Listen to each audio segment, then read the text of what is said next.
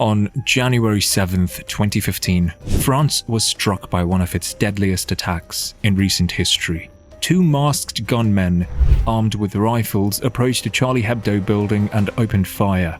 Tragically, the attack took the life of 12 innocent people.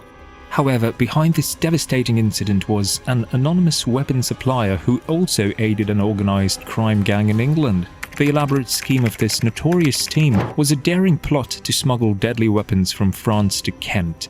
But little did they know that their intricate plan would soon be unraveled by police who pieced together the puzzle of their expansive operation. This is the story of the UK's largest weapons seizure and the meticulous efforts of federal agents to dismantle a huge underground network of gun traffickers. A crime organisation known for handling various illegal activities operates in Kent. This gang is led by 25-year-old Harry Shilling from Swanley. His father, Michael Shilling, was previously arrested for dealing in stolen truck parts. Like father, like son, Harry was no stranger to the criminal world either.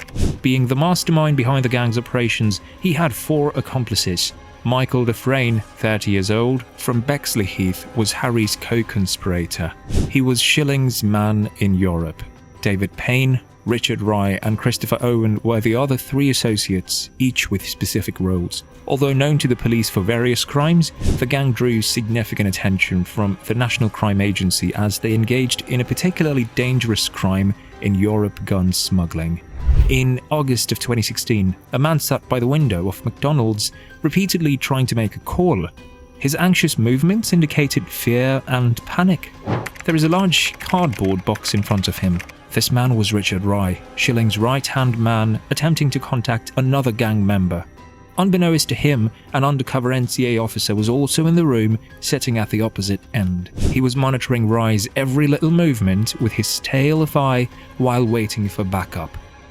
Rye eventually stood up, grabbed the package from the table and headed to the door to leave. The officer sprang into action right then. He grabbed Rye in a headlock and down to the floor. Rye didn't fight back, he raised his hands in defeat immediately. This arrest marked the last scheme of the impressive investigation into Shilling by NCA Operation.70.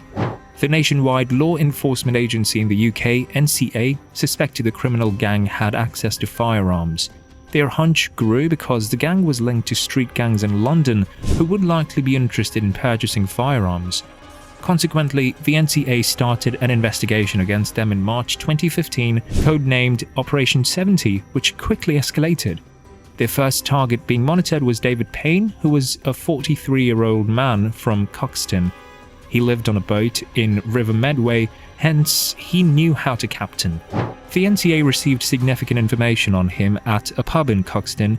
He was identified while looking at boats on his phone. This led the NCA to assume that the gang was planning to import something big, possibly weapons. From that moment on, the purchased yacht, the Albinina, a 38-foot vessel, became the cynosure of the investigation, and they kept a close eye on it. The NCA was certain something illegal was happening, as David's associates were working their fingers to the bone on the vessel. David left the dock, but returned alone, which the deployed officers did not expect. They were still on watch for fear of the arrival of illegal firearms on the yacht. Even though the primary suspicion was weapons, the NCA also considered the possibility of drugs being smuggled.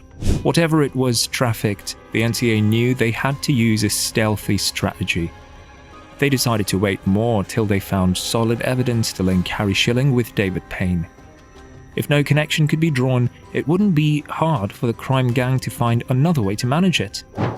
The next day, the officers watched as 22 Czech VZ-58 assault rifles and 9 Scorpion machine pistol guns and over 1,500 rounds of ammunition were unloaded into a white van.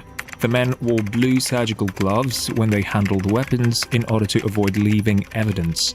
The NCA decided to act immediately. They seized the load and arrested the men without any shots fired.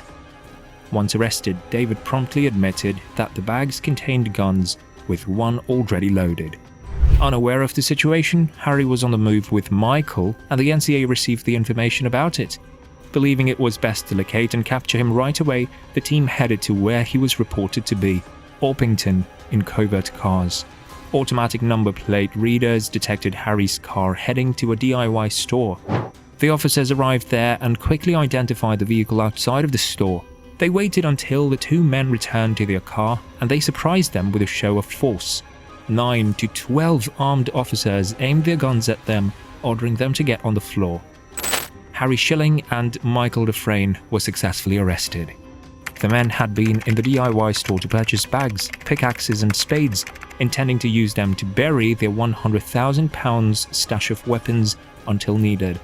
Harry was so taken aback by the arrest that he went into a panic attack and was given first aid.